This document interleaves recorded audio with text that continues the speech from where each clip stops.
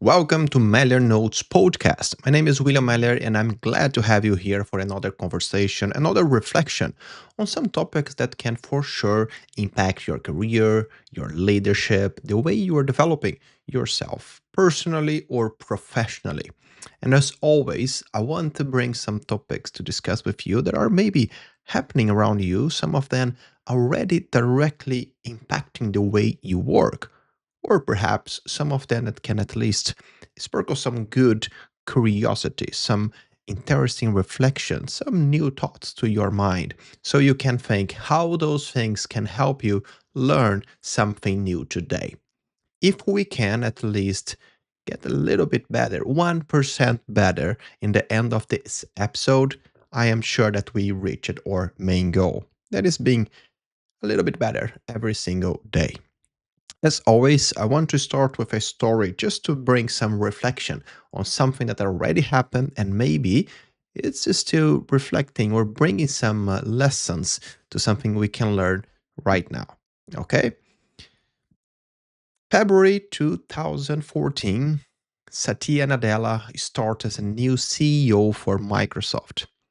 Microsoft, huge company, right? A company estimated to be worth around $300 billion around that time, but they have a big challenge in front of them.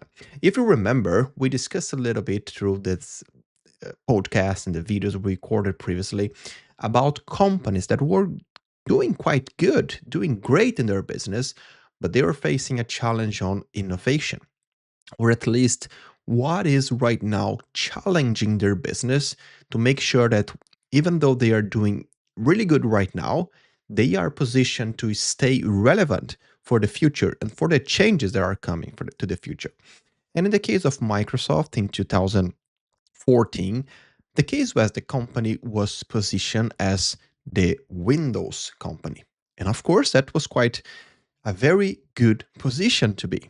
Windows had the biggest market share for operational systems, and Microsoft had a big, um, good margin on this software, and they were leading on that.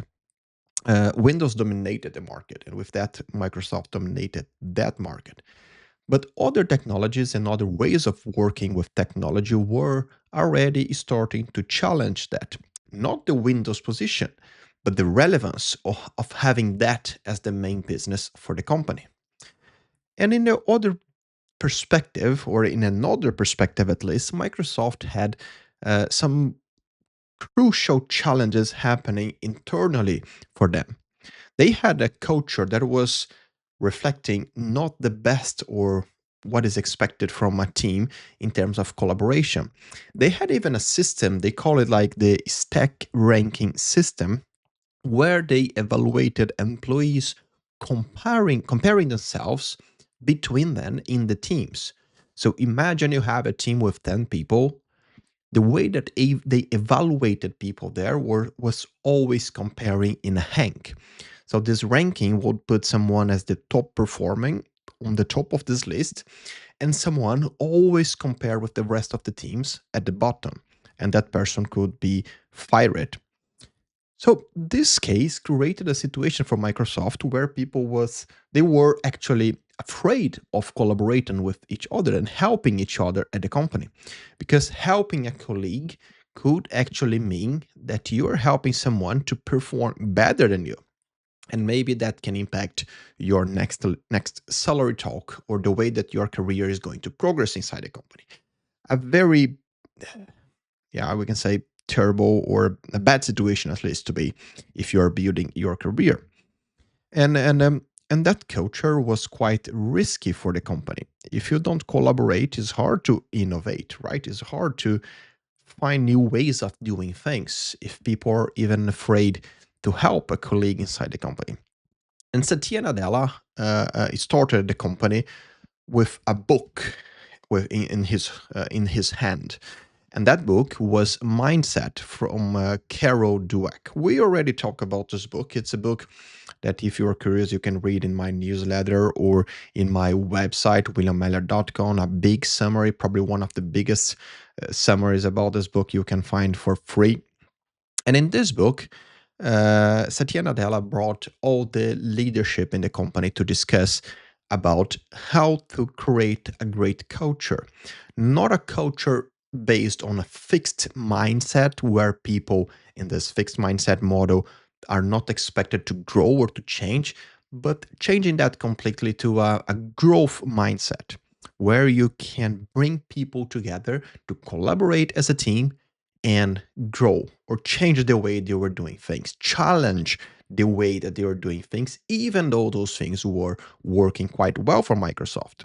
And of course, with that, he decided to uh, completely end this stack ranking, this comparison system between the employees. The years passed, and in 2016, Microsoft already saw some big changes with the company being much more positioned in the cloud marketing. And by the way, Nadella was very clear. We are going to be a cloud computing company. And now in 2026, Microsoft is very well positioned in this business and is a company worth more than $3 trillion. It's a completely proof that focusing on the right things, prioritizing the right things is a great way to make sure that your business is going to survive. And of course, as always, we have a great connection here to make between what is happening today to what happened in Microsoft. Because we are seeing a prioritization in so many areas or things that are impacting our work, like this one we are going to discuss right now. For 22 years in a row, salary was the most important thing, at least the one that employees and people around the world would consider the most important thing to decide about moving to a new company or even consider a new job position or to stay in their company. Salary was always the most important thing. As I said, for 22 years in a row, that never changed. But in 2026, for the first time, it changed. That's true. We have a research from Randstad. This research was called Randstad Work Monitor 2026, and they interviewed 26,000 workers across 35 different countries. Very a broad research. In the beginning of this year, 2026, and the first quarter actually, and the question was quite simple: what matters the most for you at work? And for the first time, salary was not the first one. It's only 1 percentage point, per percent difference between them. But for the first time, we have a change, and the leader now is the work life balance. People want to have more influence on where and how they do the work and what they are able to do when the work hours are over. They want to make sure that they have still energy, so when they finish their work day, they have capacity to do something more, something with their kids, something with their family, or at least practice some sport. I don't know, anything. But that is considered by employees around the world as the most important thing right now. And that is interesting because we have so many different things that we could reflect here right now. The first one, if I take from a leadership perspective or a management perspective, I want to reflect like, are the companies actually building their packages and their culture for making sure that the teams have energy to do other things?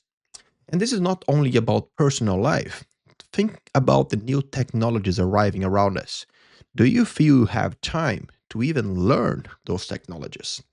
Many people are saying, we have other researchers and we have some videos talking about that in the channel. People are saying that they don't have time even to learn about the new technologies, about AI, about what is happening around them, because they are always working and focusing on more and more and more things. We are, in that sense, doing more and not having time for anything else than producing or performing at work. And now, with this research saying that people have a preference for a work that will give them some kind of life balance and they can have energy after work hours, the reflection is quite interesting. What are you doing? What are you actually offering in our companies so that people feel that they work in a place that is meaningful for them. They are performing, they are building something that makes sense for their careers, but also they have the energy and the power of decision to make sure that their time, it's still their time. And with that in mind, I want to ask you a question from a career perspective to you. And I want to invite you to reflect with me because this is the reflection that I am doing after seeing those numbers. What are you prioritizing right now in your career, in this season of your career? Because depending where you are professionally, the stage of your career, salary or making more money can still be the top one, the thing that you think is the most important one to influence where you're going to work, what is going to be your decision when a new offer arrive for you. But that changed completely over the seasons of life. And that is something quite interesting to reflect because what is important to you right now maybe is not the most important thing that will be the one for you in 5 years or in 10 years. And that reflection, it is for sure very important. But from a leadership perspective, back to the question on management and what the companies are offering, are we even reflecting about this in our companies nowadays? Is our strategy, or in this case, our people strategy inside our company, prepared for a work or a world of work where people want to have more control of their time? Because this is also connected to what we discussed in the last episode about working from home. People were concerned that even though they are performing better working from home, many technologies companies, they have this data showing that the work performance of people working from home is going quite well. Companies are asking people to come back to the office, claiming that it's about culture, claiming that it's about, I don't know, many different reasons. But people, the workers, they want to have this kind of control, this power of deciding. And if the companies are clashing with this, the risk is always that your top talents, those who can actually decide where they want to work, those who have the knowledge to move between companies because they are needed, this kind of skill is needed somewhere else. You are always putting a risk that you lose those professionals. So the question for you as a manager or the one who have power, the power to decide or to influence in your companies is, are you at least having those conversations inside your company? Are you thinking about that? What is the most important thing for your employees, for your workforce right now? And for your career, I want to come back on what I said. What is the most important thing to you right now in your season, in the moment that you're living in your career? Let me know in the comments because I'm very curious. I have people from different ages and in industries, and I know that many people listening to this talk, they are in different moments of their lives. So let me know because I'm curious, and maybe the content that we are creating together here can be prepared in a way that is even more connected to the season of your career right now. As always, one topic here is always connected or bringing together the next one. And this time is not different because what I want to bring now, it's something that we've been talking a lot on this podcast that is about the pressure or the hype on AI that could be replacing workers around the world. And what I want to bring here doesn't seem to be connected. The narrative and the data doesn't seem to be very connected on each other. Let's go on that because I am sure we have some good reflection on this topic. Okay. In April 2026, or the beginning of this year, very profitable companies are actually cutting people. Yes, that's right. Companies who have some impressive results in the beginning of this year, big ones like Oracle, Apple, Microsoft, Meta, Alphabet, they are actually, even though with great results, cutting people. And the reason for that, according to many of those companies, are because they are investing in AI technology, AI infrastructure. Look to this data because we need to talk about that. In a report from CNBC and connected to a report from CIO Dive, what we are seeing in the beginning of this year is that more than 92,000 tech professionals have been laid off in this first quarter of 2026. It's a huge number. And many of those companies like Amazon, Alphabet, Microsoft, Meta, Oracle more recently, they are cutting with the argument that they need to invest more on AI infrastructure. So they are not reducing on costs. They are actually reallocating where they are going to spend their money. So they are cutting teams, they are cutting complete departments to put this money from the left pocket to the right pocket. Is still like investment, it's the same thing or the same amount, but invested now in AI infrastructure. The problem is, or the reflection here is, we are seeing also on the news, and we talk about that a few episodes back about AI being reported by consulting companies like Boston Consulting Group and McKinsey. It would be creating many jobs instead of cutting them or eliminating them. But the problem is the data is showing that AI is opening opportunities for creating jobs in the medium to the long term. But the problem is we are seeing the cuts happen right now.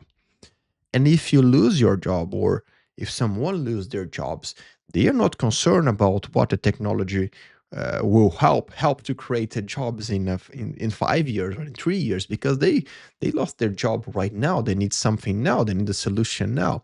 So the narrative is not connecting to all those cuts. And the concern here, as always, I'll keep repeating that, is on the narrative. Because we are seeing companies saying that they are investing this money in AI infrastructure. Of course, it makes sense. We are seeing a, a, a huge increase in this kind of investment right now, which is normal because of the moment of the hype for the technology. But those companies, they are having the most record results for some of them in the beginning of 2026. So it is not about reducing cost, it is about investing somewhere else. But as I keep saying, is this really the truth that we are actually seeing in terms of productivity for those companies? Because many of them, they grew over pandemic times and grew over the past few years very, yeah, I would say fast. Some of those companies hired thousands of people, and now they have a moment where they can, of course, invest in AI infrastructure and AI technology, but they have a good momentum also to lay off people using this narrative to make sure they come back to the normal level that they need to operate. And this is where I want to ask the first question. What are really the reasons that, in your opinion, are making companies just swap the money from the left pocket to the right pocket and make people lose their jobs? And for leaders, for managers, the question in the air is, of course, about priorities. What are currently the priorities that your company is saying as the most strategic thing where they are going to invest their money and their time, and how this is being reflected in a normal day at work? Because saying and putting money in AI infrastructure is one thing, but having this as a strategic goal to reach some kind of specific goal, some kind of specific KPI is what I want to understand. Because if you have clarity that you are going to invest in this kind of infrastructure or this kind of technology with and the reason for that is that you expect this kind of outcome in 1, 3, 5 years, that is one thing. But I am the kind of person who actually read the reports, read what the companies are saying, read what we are actually seeing on the financial reports, on the strategic definitions. And this is not quite clear. The investment in AI, that is very clear, but the expectation behind it, strategic position from those companies, that is not super clear. And then I want to bring a question for you and for your career. How is your performance connected to that at all? Because what we are seeing is that no matter what kind of performance departments and teams are having, if companies need to cut to invest somewhere else, they will do it, period. But there are still some kind of skills and abilities that are very important from some of those companies and they need to keep. So, are you at least having some time or investing some time to reflect about what are those skills and abilities that could perhaps help you to keep your current job, or even though you swap a little bit where and how you deliver value, your skills and abilities are still relevant? Because this is the kind of reflection that I am having right now. And I want you, or I want to bring this thought to you maybe in your next walk outside, maybe your next shower thought, to reflect what are the skills and abilities that make you so different, that make you so unique right now, that you could use to make sure that your personal strategic position is making you valuable for the company you're working right now, or at least for your industry. If not the same company, at least relevant for the market. That is the kind of reflection I want to invite you to do. And if you have some ideas, please let me know. Leave a comment here because I am curious to keep this conversation going on. But talking about the skills and abilities, we have one profession, or at least one kind of skill, or a set of skills that we are seeing that is actually growing. Those kind of skills and abilities, they are being requested more. And we see some kind of professionals that are actually seeing more and more opportunities coming to them right now, even with the AI hype. Are you curious about that? Yes, I am sure you are. In the middle of the largest AI hype and one of the biggest layoffs in recent years, we see one kind of professional or a set of skills that are being requested more and more. And we see in the reports that is going to be even more needed in the coming years. And this is not an AI engineer. I'm not talking about the technical position. I am actually talking about a professional that is very, very close to my heart. I am talking about project management. We have a report from World Economic Forum, and they are saying something quite interesting. By 2030, around 25 million new roles related, not to specifically project management positions, but related to project management, are going to be created. And why? Because this kind of profession, they have a lot of, or a set of skills that are very important to the moment that we are living right now. I'm talking about resilience. I'm talking about leadership. I'm talking about risk management. I'm talking about the ability to live all the day, all the week with constant changes around that. And this is the life of a project manager. A project manager is used to see changes coming on their way all the time, and they need to, calm down and work with that. They need to have resiliency. And this is what we are seeing as one of the most important things for this AI growth around us. Changes are fast. We need to evaluate the risks of the changes. We need to act. We need to take decisions. We need to put people together to have decisions and to decide what should be done. And this is a kind of ability that project managers are the best to do. And of course, I'm very glad to say this because as a someone working with project management for more than 10 years, I am glad to see that the skills and abilities that I'm building, that we are building in this professional, is actually helping us to be prepared to what is coming our way in your careers. So I want to ask you, if you are working with project management, are you engaged to become even better in what you do, understanding the relevance and the value of your work, and even using AI to do things even better? Because this is a great reflection, right? We have AI around us and we can complain that this is going to be a risk for our careers, or we can reflect that maybe that report that we need to generate and adapt to different stakeholders could be made in a better way, in a faster way, in a more efficient way using AI. And maybe that is the case for you. If you want to become more valuable for the future, you need to understand how your skills and abilities, the things that you're good at right now, can connect to everything that is coming our way, the new technologies, the new trends, the new business, everything that is changing, and use that, connect that together as a good marriage, and put those things in a way that will help you, your career, the way you work, and increase your relevance for the future. With that reflection and closing the loop of changes and impact and careers, I want to close the episode today and the reflections, inviting you, as always, to bring your opinion about the way we are building Meller Notes podcasts. I've- I mean, I'm glad of having those conversations with you. It's always a big pleasure to me. I learn a lot. I'm always reflecting and thinking out loud. So sometimes you can agree with me, sometimes you can disagree, but at least we are thinking here, right? We are exercising our brains. This is not a robot. And on the other side, I know you are also not a robot, hopefully, listening to me. So if you are glad on the way I'm structuring this, let me know. If you have opinions or ideas that could make things even better for Meller Notes podcast, let me know. I am William Meller, and I'll be glad to keep this conversation going on for many, many more episodes to come. See you in the next one.